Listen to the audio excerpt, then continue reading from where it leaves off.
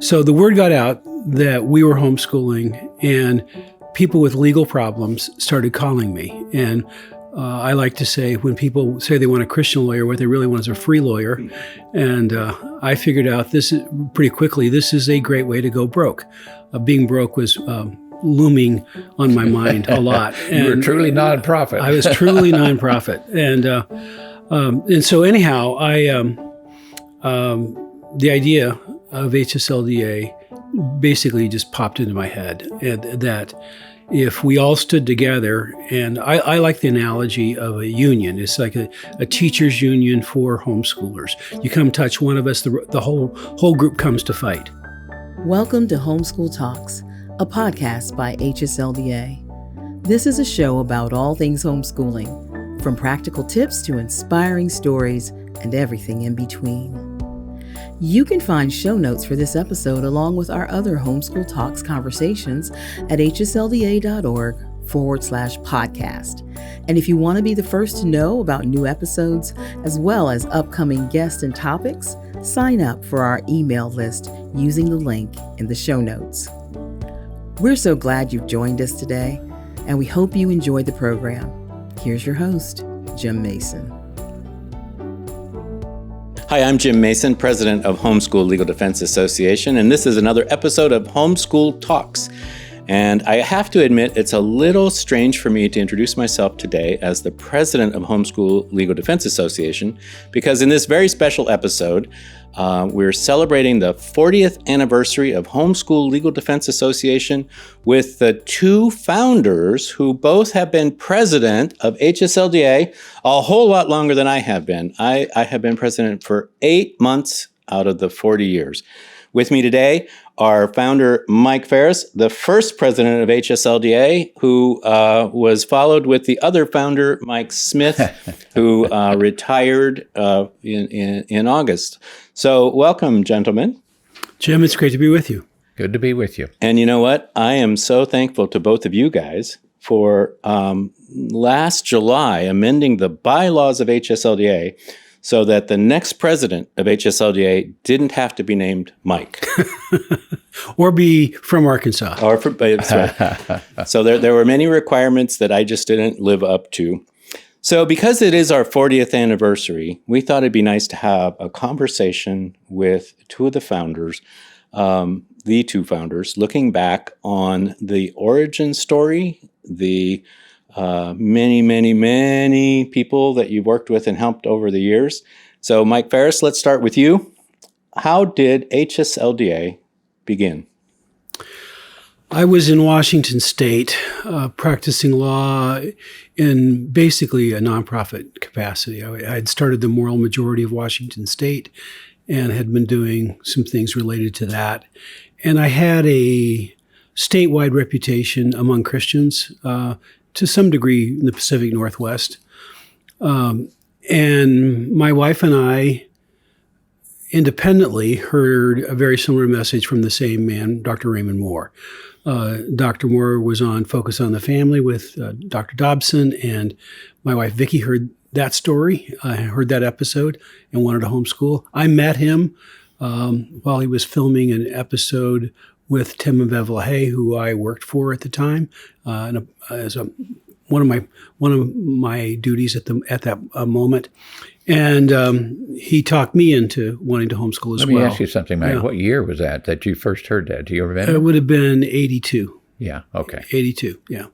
And so this was the very famous episode of Focus on the Family that many people from that era. It was replayed over and over again. Yeah. I mean, my wife heard it years later. Yeah, years later. Well, we got married in 85, okay. Which is when she told me that when we have kids, we're going to homeschool. Okay. And in part because of the famous episode on Focus on the Family. Yeah, it was something. So so the word got out that we were homeschooling, and people with legal problems started calling me. And I like to say, when people say they want a Christian lawyer, what they really want is a free lawyer. And I figured out pretty quickly, this is a great way to go broke.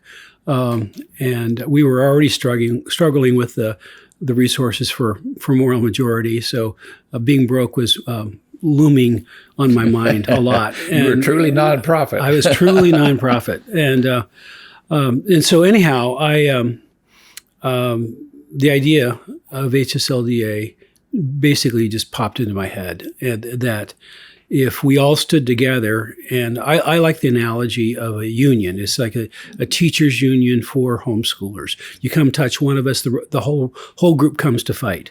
And so I came up with the idea, and very early on, within just a few days, frankly, of having this idea, I had a conversation with Mike. And so Mike Smith and I ran it past him and asked if he'd like to be a part of it. And the incorporation. I said, I wish I'd have thought of that myself. So how did you meet? Because you were up in Washington State and he was down in Southern California. Right. Dr. Moore knew us both and had met both of us, and he introduced us. He introduced us to each other, and we physically met face to face at a Dr. Moore conference in Sacramento for the first time. And we filed the incorporation papers for HSLDA in Olympia, Washington. I guess the official filing date was March 30th, 1983. And the four incorporators were Mike and Elizabeth Smith and Mike and Vicki Farris. And so the four of us were the board initially. And Mike are still on the board. How long did Vicki and Elizabeth last on the board? One board meeting. I would say we lasted 40 years. I think they lasted about 40 days. Yeah. We had one meeting, and they said, this is not our cup of tea. As a matter of fact, the Cardins were on at that time. Yeah. We added a third couple pretty quickly within just a very brief period of time. And it was Jim and Jeannie Cardin. And so it ended up Jim and Mike and I were the three original board members for a few years, quite a few years. So a lot of people, started homeschooling with kind of I'll check it out, see how it goes, little skeptical. How did you guys approach homeschooling in those very early years? Mike, why don't you go first? Well, we saw the Raymond Moore tape with Dr. Dobson in 1981. And I was on my way to court, and I listened to Dr. Dobson's program as I was going, early in the morning as I was going to court. And I thought, first of all, he started talking about kids go to school too early. And they'd written a book, Better Late Than Early in School Can Wait. And we had a child that was not doing well in kindergarten and preschool and all that. And as a matter of fact, we were trying to figure out, they weren't interested in reading and that sort of thing, trying to figure out what to do. And when I heard that program, I thought, this is the situation we're dealing with. It's a matter of maturity. That's all it is. And then the next thing they talked about was homeschooling. Some of these people, the Moores had doctorate degree in early childhood education. They'd done a lot of study on this. And they started meeting homeschoolers as a result, and they became really impressed with the families. And so then they started writing about homeschooling. And they mentioned homeschooling, and this is a way to address these issues, and it's better for the family, and for Christian parents, it's an opportunity to raise your children and nurture and admonish the Lord. So that really impacted me. So I went home to Elizabeth Smith, my wife, and I suggested, how about us homeschooling? And she said, well, what would your role be in homeschooling? I really hadn't thought through that. I had her role pretty well figured out. She was going to be every day with the kids, teaching them. So anyway, we made some promises. I'm not sure how many we kept, but within a week, we'd actually attended a conference in Weimar, California, at a Seventh-day Adventist college up there, and Dr. Moore was there. And about 40 people. And we were from Southern California, and these people were a little different than we were, but they were fantastic, and we loved it. So we started. That's how we got started with homeschooling. And then, of course, we met Mike. I want to ask Mike one question about the founding. So you started a membership versus donation concept because you'd been involved in donation organizations. Right. Why? Because it's a genius what we have with membership. What was your thinking? Well, it was people who donate can come and go pretty readily. And I thought that this just made more sense, that people would have an actual ongoing stake in the organization if they felt like they were members. And so it was the only idea I really ever considered.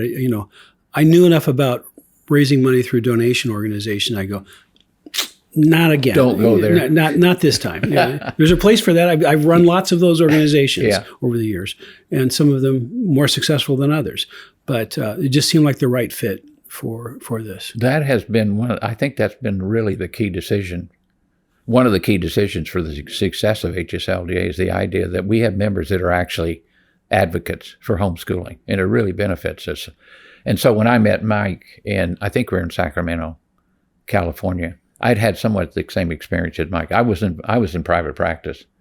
I wasn't seeking any homeschool cases, but people somehow.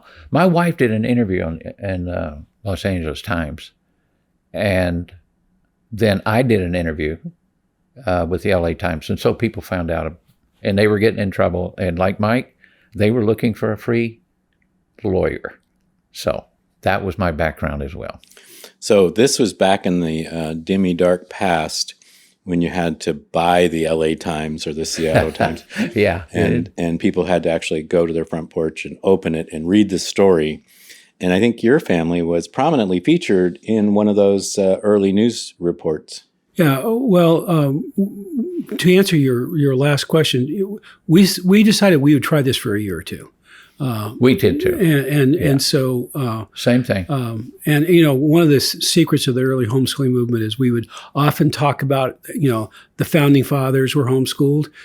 It was the most recent examples we knew about, and so that's why we did that. But our family hid our homeschooling by being on the front cover of the Seattle Times on big picture. Front page above the fold. And so we didn't get in any legal issues because, frankly, at that point in time, at least, they were trying to pick on people that they perceived couldn't fight back. And so we homeschooled. Our daughter Christy was in in first grade in a Christian school when we first heard of homeschooling. It was April of her first grade year. And we said, we'll finish this year, and then next year, this fall, we'll start. And we basically saw her paying way too much attention to what her friends thought in the first grade. And we thought, you know what? We're smarter than 6-year-olds, and we'd rather our kids have our values rather than the values of other 6-year-olds, even in a Christian school. We thought we were smarter than 6-year-olds in a Christian school even. So and it clicked pretty quickly. And one of the factors is my dad at the time was an active public school elementary principal. And but he was a kind of the Raymond Moore school about pushing kids too early. He thought that kids, the way he said it is, kids needed an integrated maturity level of 6 years old to be able to learn to read. He said some kids get that at 5, some kids get it at 6, some are at 7, some are 8, chronologically when they hit that integrated maturity level. And so he didn't freak out about it for a year or two because he was a little bit relaxed on the earliest years of education. But after a year or two of doing it, my dad was a big fan and saw a great impact on our kids.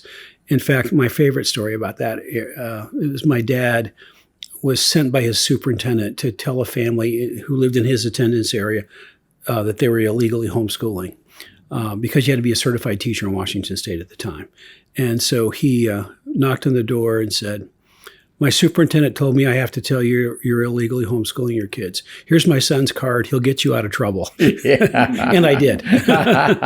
That's good. So, yeah. So, Mike, you and Elizabeth started homeschooling down in Southern California. Yeah. And you, being a lawyer, of course, knew all of the ins and outs and requirements legally to homeschool in California. No, I didn't right? know any because I just assumed it was a good thing. So I was shocked to find out it was illegal to homeschool in California unless you were a certified teacher. The same thing. And I thought, let's see, I took an oath to obey the laws, right? So I quickly tried to figure out how this could be legal. And so I did find some cases that we could argue. And so what we would do typically is we would write a 10 to 12 page letter with all these cases to superintendents to try to back them off. And it would work most of the time because I think they thought, I don't really want to mess. I got a lot of things going. I don't really want to mess with this. Especially lawyers But yeah, same experience Mike had. They were jumping on the people that they thought would just give in. And my first case was Debbie Clopton from Arkansas. She moved to California, and her kids, she enrolled in the school in California, and the first or second day, her 6-year-old prayed over her meal. And the proctor, the school proctor, came up and said, "You can't do that in school." And her 6-year-old came home crying. "Mommy, they won't let me pray for my meal. What am I going to do?" So Debbie went down to the principal and told him off and said, "That can't be the case, is it?" And he said, "Yes, they can't pray in school." And so she just jerked her kids out, and the DA sent her a letter within a week. And so that was my first case. And how did that case turn out? Well, like most of them, I went to a hearing with her, and I told her to bring all of her books. So she had tons of books. And so we sat down, and I said, "Surely we're here about education. We're not here about the technical, whether she should be able to homeschool or not." They said, "We don't care what she does with her kids. The law is the law." And I said, "Well, okay, I guess we'll just have to fight that out and see who wins." We never heard from him again. That was pretty typical back then.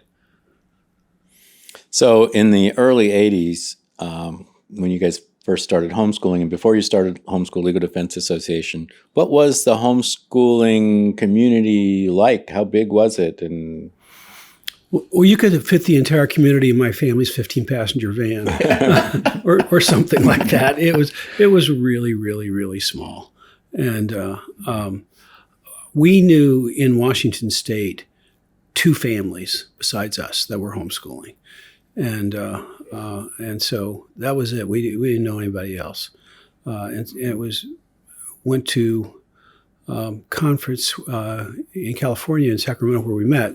My memories are maybe a couple hundred people there, or something like that. Something like that. Yeah, but most of them were exploring it. They weren't homeschooling yet. A lot of them. And so it was very, very, very small. But the Dr. Dobson program really did light the fire, and that's what made it take off.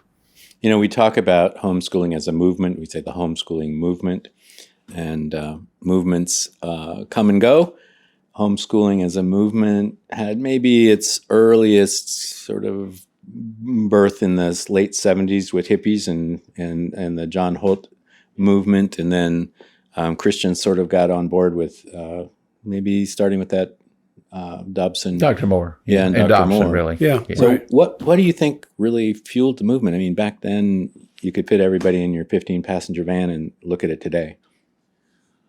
Well, there was a growing unease of what was going on in the public schools. I mean, Well, I think the 2 cases, yeah. you remember the 2 cases, the Supreme Court case knocked prayer yeah. and Bible. You couldn't, that kind of started the Christian school movement, Yes. not the homeschool movement Right. necessarily. And, obviously, but, the idea of secular humanism in the public schools was something that was known. There was talk about values clarification, and I litigated some public school cases in those days that were pretty dramatic facts of, one was a case in Tennessee that the school district stipulated that the books systematically violated the religious beliefs of the families, but they forced them to read them anyway as a condition of being in the public school. So, so there was skirmishes on that level, and a general and growing concern about the public schools, and a call that Christians should do something positive. That we should affirmatively, not just not teach the bad stuff, but affirmatively train our children in a God-centered world and a worldview, and we didn't, at least our family, and I think this would be pretty typical, we had no idea whether it would have academic benefits. We thought we'd do it as well as the public schools probably. I mean, we'd break even more or less. But pretty quickly we figured out this was going to go a lot better. In fact, in the second, maybe third year we were homeschooling, a good friend of ours was a public school, high school principal. And his daughter had a season of a medical condition. She had to stay home for like 2 months. and they offered to send a visiting teacher to their house to do things with them 3 or 4 times a week. And he said, "No, let's go by the school every day and get her work, and I'll teach her myself." And he did, and he kept track of it for, I think it was 8 weeks. And the average amount of time he spent doing that every day was 8 minutes. That's what it took him. 8 minutes? He told me that after he completed it. He says, "You guys are probably onto something with this homeschooling because it's 8 minutes." And so, those were some of the early confirmations that we were on the right track academically, but we didn't know. We just thought we'd do okay. And to discover that we've got really an academic powerhouse on our hands was new and welcome information. So apart from the HSLDA community, what kind of community did your families have in the homeschooling world in those early days? Well, we didn't have, in the earliest days, we would see Roger and Merle Shirky from time to time with all their kids all named Chris, and Christian, Christopher, Christian, Kristen, I don't know. I lost track. But that was rare. It was just, we were just doing our own thing. Now, we still had our church community that we were a part of. And so we had friends from church and we'd see each other, but there really wasn't a homeschool community for us at that local level. Some of the, some places in Texas started to have some things, and some places in California, but it was pretty much a family here and a family there in the earliest days. Yeah. We had a little support group in Southern California. Santa Monica is a very populated place. So there were about 3 or 4 or 5 families, and they would go to the park every once in a while. They'd go after school, of course. I kept trying to tell my wife, do not go out in the middle of the day. We don't want to be obvious about this. But she said, I'm not going to change my lifestyle over this. So we had to teach our children one principle. When people come up and ask you why you're not in school, don't tell them, I don't go to school. That's not good. So our children would say that they were privately tutored, which they were. And it was interesting how the people were, oh, well, how lucky you must be. They didn't know their private tutor was a high school graduate, their mother. But yes, there wasn't much. And then pretty soon we met Susie Beatty and Karen Woodfin, who had started CHIA of California, Christian Home Educators. And so they were kind of our support group. We got together with them, and that was really great. So in the early days, you were homeschool dads who were being prevailed upon to provide free legal services, and then you decided to start Homeschool Legal Defense Association in 1983. How did that first year go? Well, we were still providing free legal services. I think I know that we have a sheet around here someplace.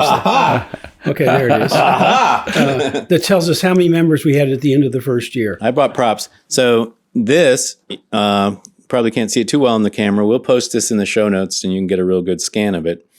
But this was 1984. Okay. A yellow legal pad with blue rules. And I'm told by my forensic, I sent this off for forensic examination, and I'm told that this is the writing of Mike Farris. It's not. No? No.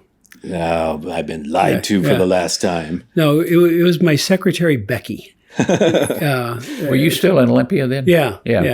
She was basically the office for she was HSL. our membership coordinator and everything else for the first year, and she made that. I can see why people would think it's my writing, but it's not. It's not. So okay, so we're going to cut this part out of no. So this was the very complicated modern HSLDA member database and data analytics for tracking how many members we had. So that had the states on there? Yeah, so we've got Alabama had 6. What was the largest state? California with, we think, 374. Yeah, I was going to ask you to read it because it was your handwriting, but it's Becky's handwriting. I think that's 374 for California. That's right. That's right. Under the smudge. And Texas had 173 under the smudge. Washington, 56.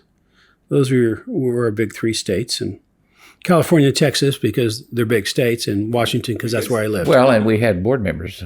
I was in California right. and Jim was in Texas, so That's I think right. that had something to That's do with it. right. That's exactly right.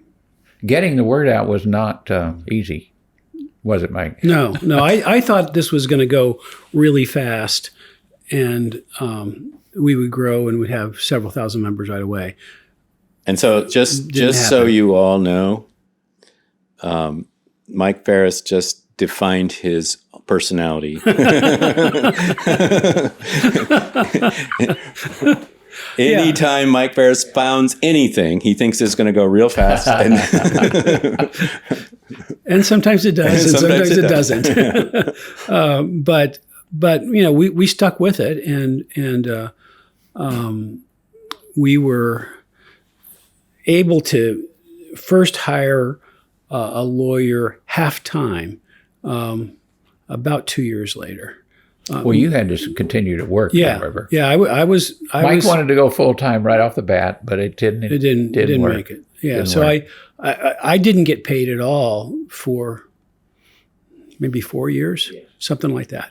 And so, but I had a job, sort of a job with moral majority. I didn't get paid at all for that for a while too, but that was because I hired a bunch of people based on the need of the movement, not on the income of the group, and that was a mistake. And I paid everybody else and left me last, but my parents rescued me. But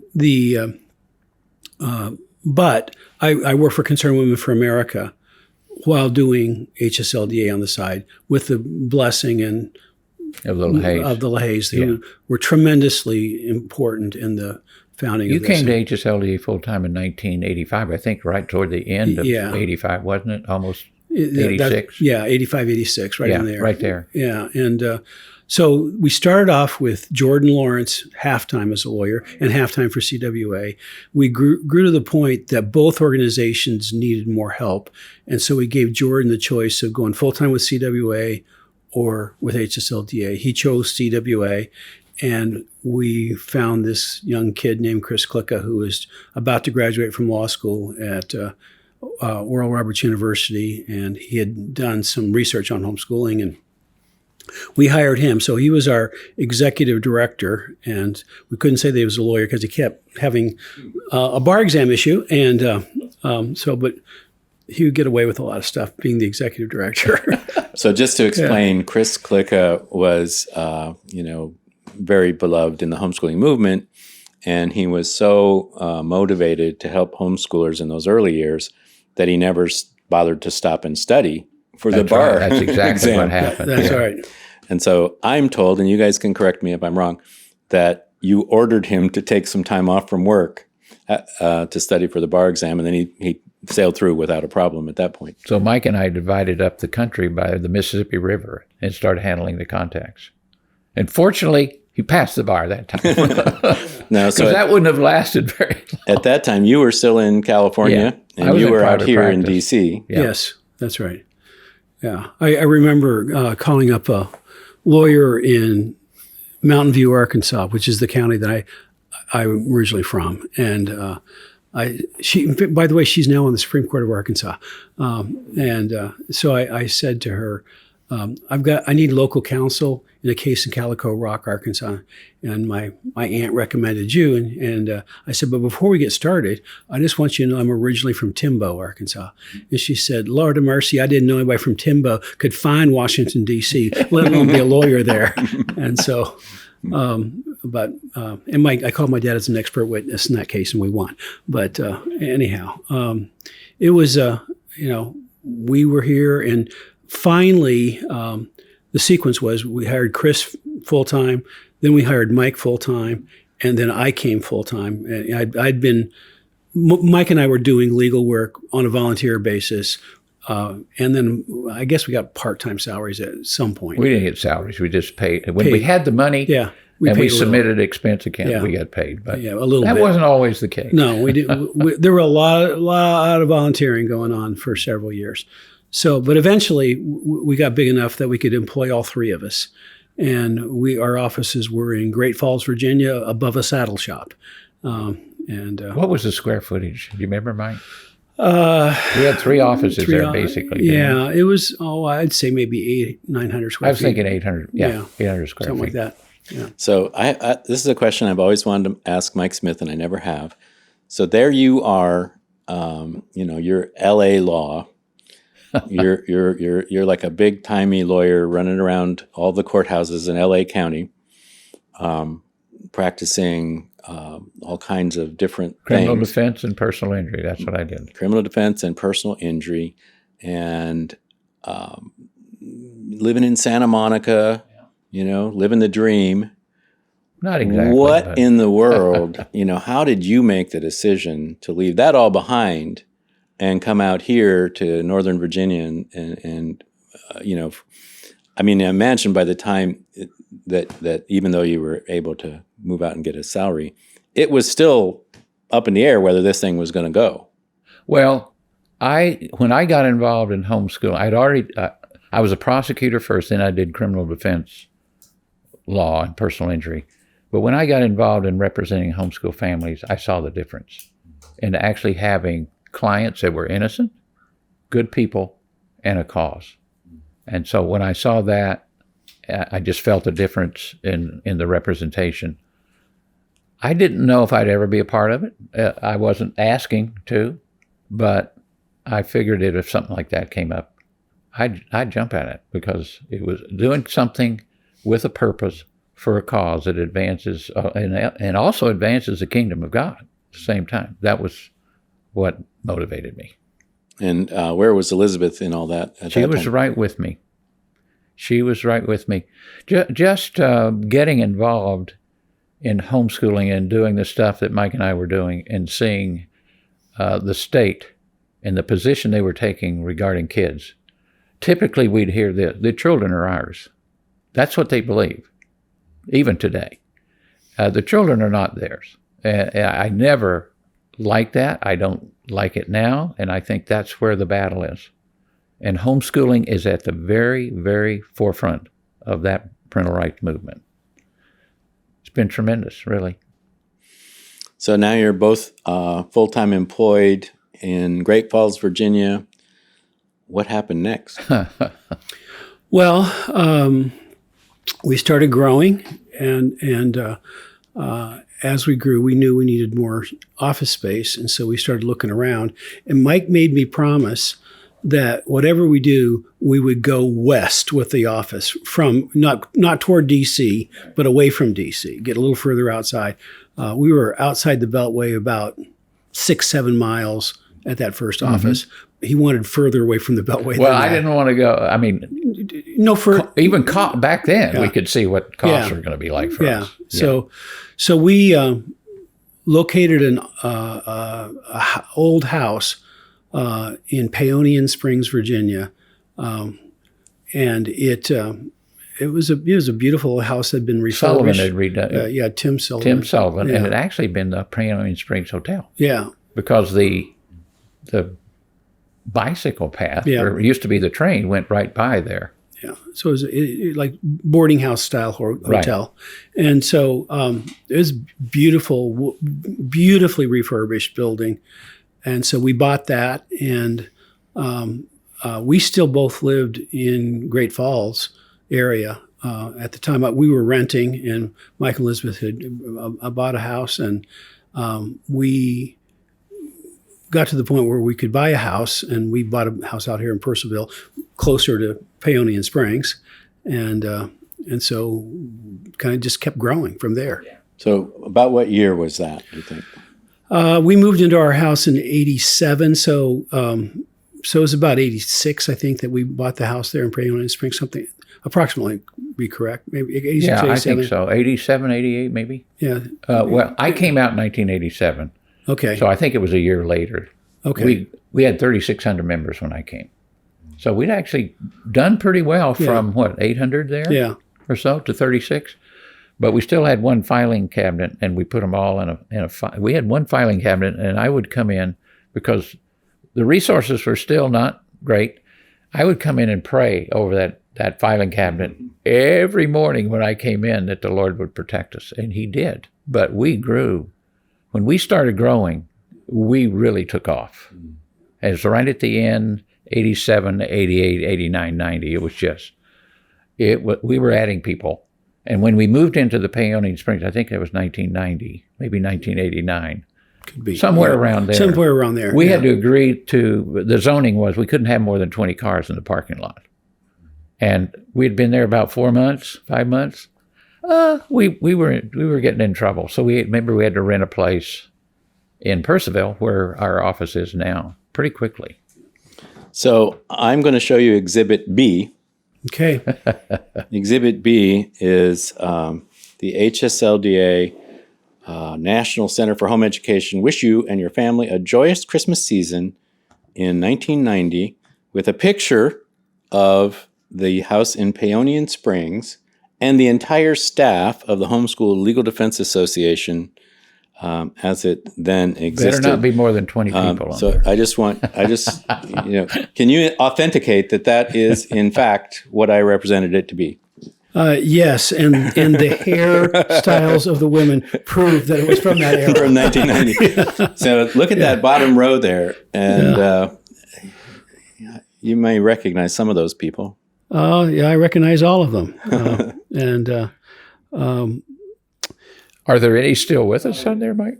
Well, still with the organization? Yeah. Suzanne? Well, is Linda still part-time? She's not. No, Okay. She's finally quit. Okay. Yeah. No, Suzanne. Suzanne's still here. Our vice president of Suzanne is still communications. here. There's another one. There's more. Big glasses. Chuck Hurst. With the big glasses.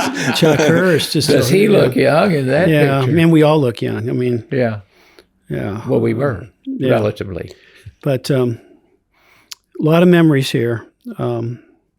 Debbie Stevenson was Debbie, your assistant, yeah, wasn't she? my assistant, and Yeah.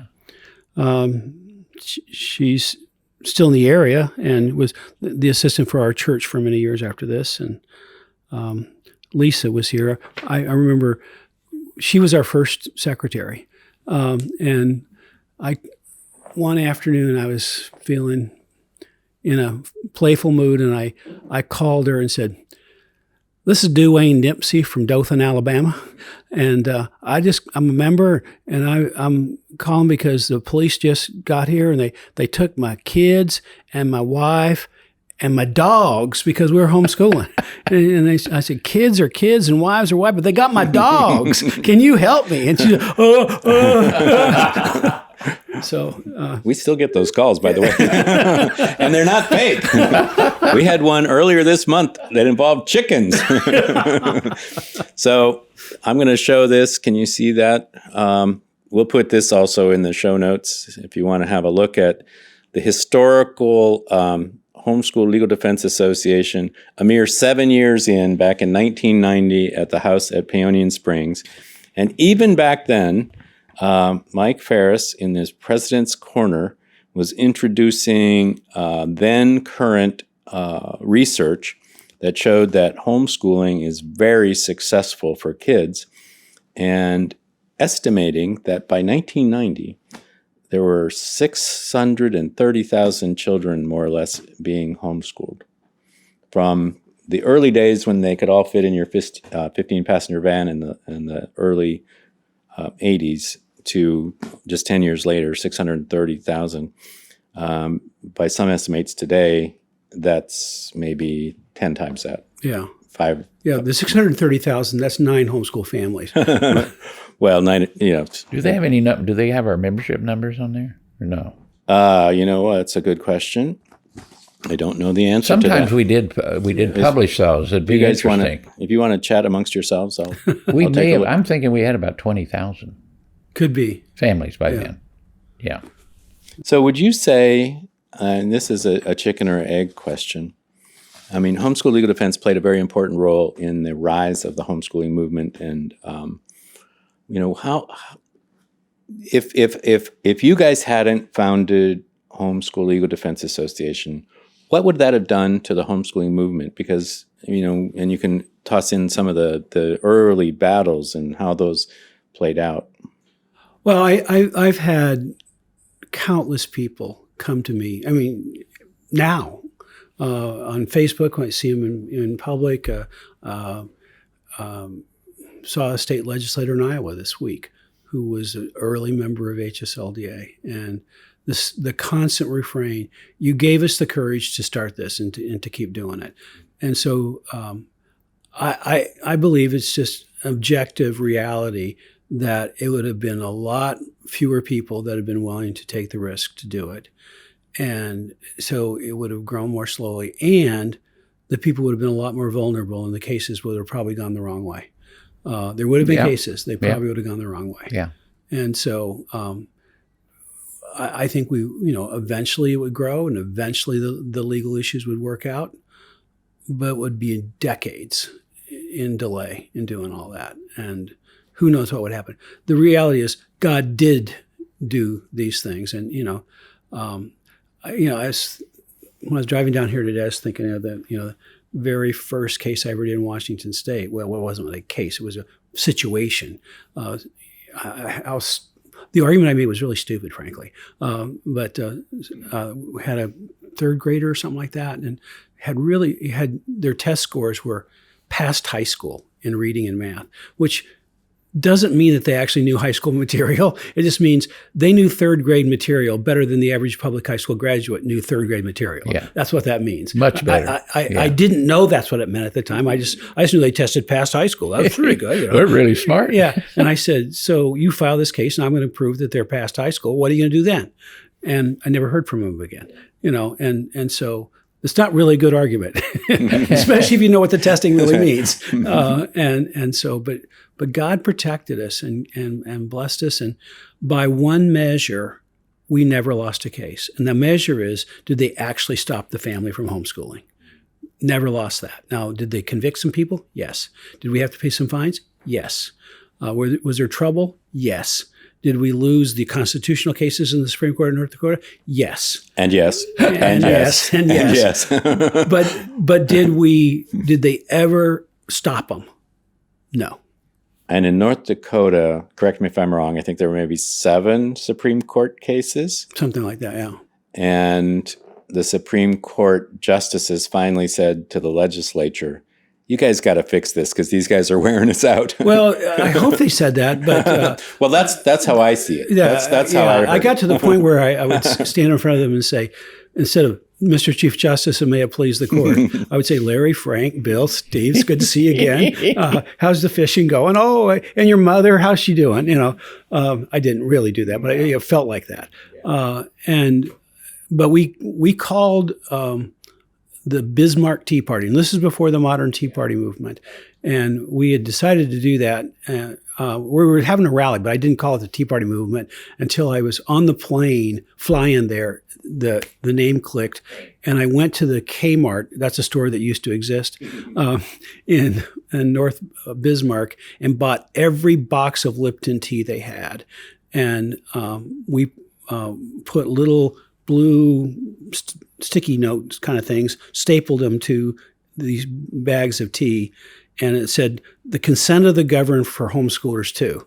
And then Clinton burst, made us go back and paid for by da-da-da. We had to put a disclaimer on it. And so every person in the Capitol building, which is not just the legislators or their secretaries, it's the Department of Agriculture, the Department of Licensing, their entire state government apparatus is in this. Everybody in that building got a lifetime supply of tea that day. But we basically embarrassed them that they were so far out of step with the rest of the country that the legislature succumbed. And I think that they probably were there probably were some private conversations with the state Supreme Court justices that, but the one thing we'll call it 10 years ago, I was in North Dakota doing a convention of the states, meeting with state legislators. And a state legislator named Nathan Toman came up to me and introduced himself and said he knew me. And he didn't look familiar, but his name was familiar. And I started thinking, and he told me that he was 10 years old and I had defended his family in the trial court and in the Supreme Court of North Dakota. And so his family had been criminally prosecuted because, of course, they were arguing that they wouldn't turn out to be anything and do anything in life. We were ruining their future.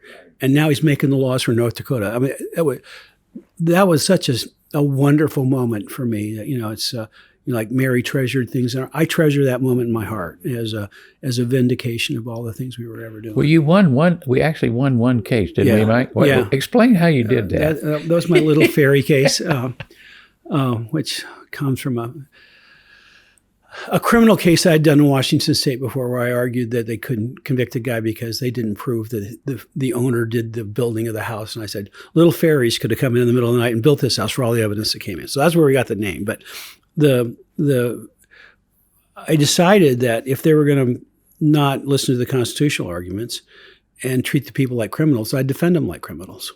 And so we took the Fifth Amendment. We wouldn't testify against ourselves. We would, we just stonewalled them. No cooperation. Yeah. And so it's really hard to prove that they lived in the district in the time period, and that the kids were their kids, and that the or kids even their ages, because they hadn't been in school. Right. And so we wouldn't stipulate any facts at all.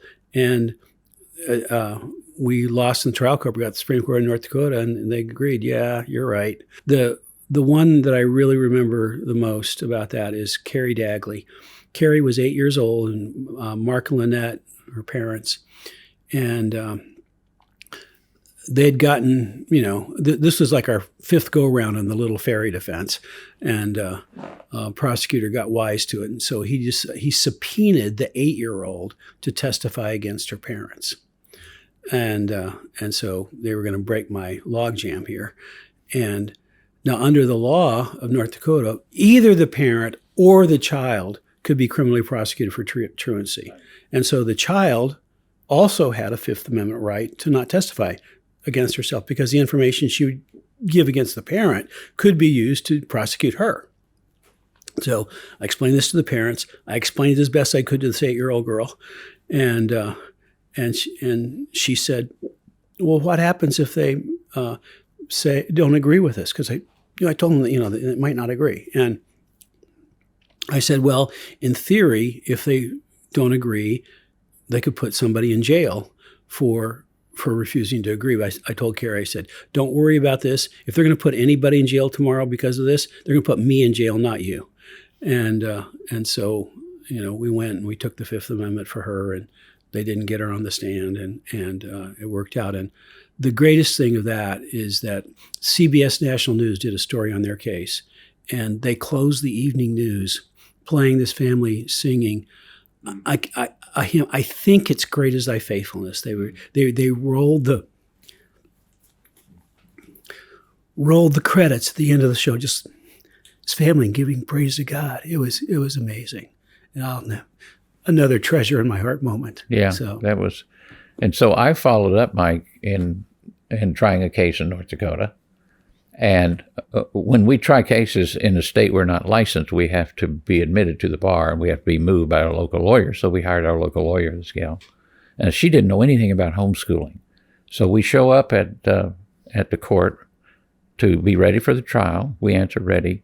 And the prosecutor objects to the motion to be admitted based upon Mike Farris. And he called him by name. We can't have this organization led by Mike Farris, who's playing tricks on us in court. And the judge said, "Well, okay, and I'm looking over at our local lawyer, and she's just about to run out of the courtroom." And the judge said, "Okay, I'll just reserve that." So we tried this case. Basically, I think they were trying to put intimidation on us so we wouldn't do what Mike did. And this family, unfortunately, had been in public school, so they actually knew the kids. So we didn't have that defense. So I wasn't able, because I think that would have been, they would have been really upset. But it's interesting, the stuff they pull, they don't have any trouble with it. But when we stand, and we had to do it procedurally, like Mike, they ignored our constitutional arguments, which were valid, no doubt about it. But what I remember about North Dakota, and the reason they were getting concerned, is a lot of the folks they were prosecuting were doctors and, remember, dentists and professionals, and they don't have a lot of those in North Dakota. And they were talking about leaving the state. Yeah. There was one of the briefs that was filed that argued that the reason, by a North Dakota prosecutor, the reason they had to have certified teachers is how else would kids learn lessons from bullies on the playground, and how else would they get their eye exams? To which I answered in my brief, I said, one can only hope that the prosecutor doesn't mean that the public school teachers are the bullies on the playground. But unless he does so, it's irrelevant. And I said, as to the eye exams, I'd just like to point out that my client is an eye surgeon. Yeah, that's right. Yeah. They were ophthalmologists, weren't they? Yeah. Yeah. And his wife was a nurse. And it was just hilarious. But So Mike, I've heard you say over the years a couple of times that back when you first started this whole thing, if you were to ask all of the attorneys general in the United States, 50 of them, if homeschooling is legal, what would they have said? no. And if you ask them today, Most of them would say yes, and the rest would say regrettably yes. yes. So you just came from Iowa. Yeah. Have you met the attorney general in Iowa? I know her, yes. And She's homeschooled. she was a homeschooled. So not only do they say yes, but some of them are now actually homeschooled. Yeah. The Solicitor General of West Virginia was homeschooled. That's amazing. She went to Patrick Henry College as well, Okay. and Harvard Law School. And the big EPA case that was decided by the Supreme Court that said that you can't do. A homeschool graduate argued that case. And who is that? Lindsay C. Yeah. So she was one of your star moot court. She was the partner of one another Peter person. Kamakaviva Yeah. Ole. So Yeah. that's Our one of the lawyer. things Yeah. too that I really appreciate about homeschool legal defense. All of our lawyers were either homeschooled or are homeschooling their own children. Usually, well, some of them both. And some both. Yeah. Yeah, many of them both now. And you guys set the standard that anybody who works here has to have a love of the Lord and a passion for homeschooling. Absolutely. And I think thinking back, and we've even talked about the time, that if you're a criminal defendant and you're facing maybe going to jail, losing your children, you can take comfort in knowing that the lawyer that's defending you actually does the same thing you do. That's pretty rare. And we don't just defend you, we believe in what you're doing. 100%. And that's been consistent throughout all the years of these 40 years. As we kind of want to wrap it up, it's like we could do 3 or 4 of these, I think. I think we got up to 1990. But I don't think we can do all the way up to today. Along the way, I asked you earlier about the size of the movement when you guys first started. But in those first years, the movement did grow, and you guys played a real key role in helping it grow around the country. How do you feel, the local and state organizations, what kind of a role did they play, and how do we, fit in with them? I mean, in those early years and even up to today. I've used an analogy for as long as I can remember, a military analogy, is that HSLDA was kind of like the Air Force. We'd come in and bomb stuff and work the ground up a little bit and get people's attention. But to take the land, you had to get through the legislature almost every time. And to do that, the state organizations were essential. Now, we helped in the legislature as well, but the state organizations were essential in the legislature. So I viewed them as the Army and us as the Air Force. And without both of those things, it didn't happen. And so they were absolutely essential year after year after year, state after state. And many of the state organizations started around the same time as HSLDA. And They did. And some are celebrating their 40th anniversary right around now as well. They are. So we always want to give a shout out to the... And we need, look, the need is as great today as it was then, because the legislature is going to be where the primary battle will be on homeschooling to maintain our freedom, because that's where they'll try to take it back. Yeah, and so those 50 state attorneys general who 50 years ago would have said not legal, and today would acknowledge that it is legal, even if grudgingly so. One legislature doesn't bind future legislatures. Pendulums swing, society changes, culture changes. We're seeing it all around us. And so, as a final word, what would you say to people today who feel probably relatively safe and secure, and homeschooling is just one of the options on the educational menu? Well, first I would say, rejoice that you are relatively safe. I don't think anybody is beyond needing some help, but and certainly no states beyond needing help. But realize that, I mean, this is just true of all of our freedoms. If we don't vigilantly defend our freedoms, we aren't going to have them. There are people out there. There are law school deans and professors that are training the next generation of lawyers and judges and legislators that all private education, especially homeschooling, should be illegal in this country because we teach people a worldview that is antithetical to the worldview that these professors hold. And they want to use the power of government. I mean, their names are Catherine Ross at George Washington University, Camilo Urraco at Northwestern University, Martha Albertson Finneman at Emory University. So I'm not just making this up. No. Yeah. So when I say this, you have to hiss.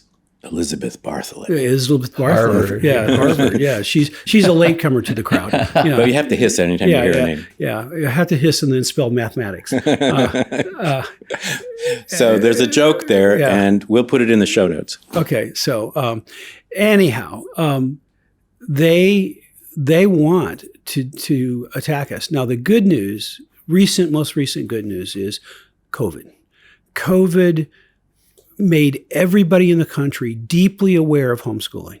And to some degree or another, the vast majority of people have been exposed who have kids have been exposed to homeschooling some fashion. I don't really think that public school computer that you're watching is really homeschooling, but they feel like an affinity toward homeschoolers for having done this. And one of the greatest things the homeschooling movement did for the country during the pandemic was people knew generally homeschool kids do fine academically. And they were facing this. If there hadn't have been for the modern homeschooling movement, giving a general assurance to families, their kids are probably going to be okay through a period of homeschooling, people have been freaking out more than they were. They freaked out as it was, but they've been academically way more freaked out than it was because the homeschooling movement gave people that assurance. They were okay. And that helps protect the freedom of homeschooling for a while. The Elizabeth Bartholet's timing couldn't have been worse. Virtually everybody in America is homeschooling at the point in time she's calling for it to be banned. So, good timing there, lady. Yeah. And so, just for those of you who don't know, Elizabeth Bartholet famously wrote a law review article in the University of Arizona Law Review that I knew about for about a year because these academic journals get posted and drafts and whatnot.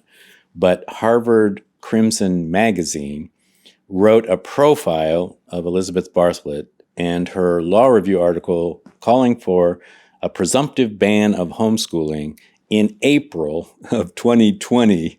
And it came out like the same day that the NHL canceled the games, which was horrible. Amen. And I had tickets that night. I know. So I found out about this Harvard Crimson article on a Friday night as I'm going upstairs. I'm heading to bed. And my youngest daughter, Abby, who was, I think, 17 at the time, held up her phone and she said, "Dad, can you even believe this? Look at this. This lady's calling for ban of home. She's doing like this. And, this is not right." And she's reading the quotes. And then a couple of days later, everybody was homeschooling. So the Lord does have a sense of humor, actually. Amen. So I think we're at our time. Mike Smith, I'm going to leave the last word to you. Well, I want to support exactly what Mike said. It was 2 years ago that Elizabeth Bartholet wrote an article, and it's out there. All of these articles these people write, they don't go away. And so they give impetus to people who are coming up, and they're threatened by the fact that parents are being able to control the education of their children. That's never going to go away. HSLDA is as important today as it was when Mike started it 40 years ago. And we're so grateful for our members because they make it possible for us to do what we do. Amen? Amen. So from those opening days where they wrote the number of members on a red pen, apparently not Mike Farris, today we have over 101,000 member families all across the country. And homeschooling is thriving and free, and it's our mission here at HSLDA to make homeschooling possible for you. So thank you for joining me today, who we affectionately call the Mikes, Mike Farris and Mike Smith. I just want to encourage all of you out there listening, if you want to find out more about the work we do to make homeschooling possible, you can come to our website at hslda.org. If you're not a member and you'd like to join, hslda.org/join. You can also donate to our cause. We use that money to help many homeschoolers who maybe need a little extra financial help by curriculum, disaster victims, and the like. And Trudy, one of my producers, will yell at me, even though she's not here today, if I don't say, if you've enjoyed this episode, please share with your friends on your favorite podcast platform, and be sure to follow us on your favorite platform of choice. So thank you all for listening. Again, I'm Jim Mason, and I am still embarrassed to call myself the president of HSLDA in the presence of the two real presidents of HSLDA. Thank you. Every week, HSLDA hears from hundreds of homeschool families, many of whom are facing hostility from school officials or discrimination from colleges and employers. We've helped single parents facing criminal charges for homeschooling their children, families traumatized by wrongful CPS investigations, and even a grandmother harassed by the state for homeschooling her granddaughter. By donating to HSLDA, you can help make homeschooling possible for families like these and enable our work to preserve freedom for future generations. Give today at hslda.org/donate. That's hslda.org/donate. Thanks for listening to this episode of Homeschool Talks. If you've enjoyed this conversation, will you do us a favor by sharing it with a friend or leaving us a review on Apple Podcasts? As a reminder, you can find show notes for this episode along with our other Homeschool Talks conversations at hslda.org/podcast. And if you want to be the first to know about new episodes, as well as upcoming guests and topics, you can sign up for our email list using the link in the show notes. That's all for now. We hope you enjoyed this program, and we'll see you next time.